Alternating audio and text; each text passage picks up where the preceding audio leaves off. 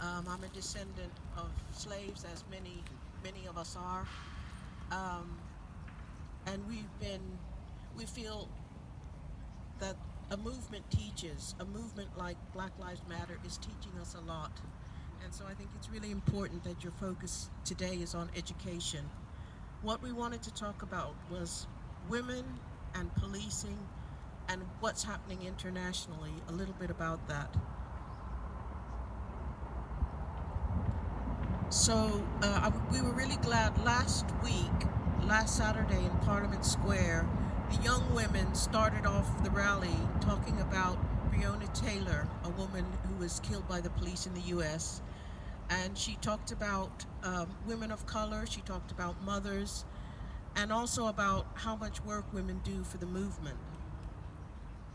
We're often on the front line doing justice work, protecting children, families, and loved ones from racism and police violence.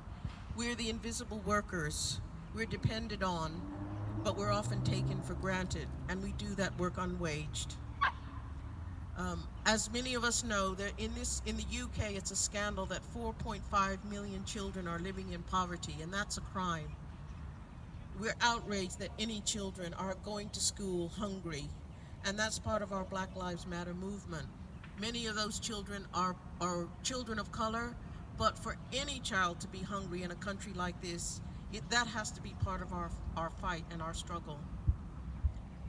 Black Lives Matter is calling to defund the police or to disinvest in the police, and we think that's the way to go.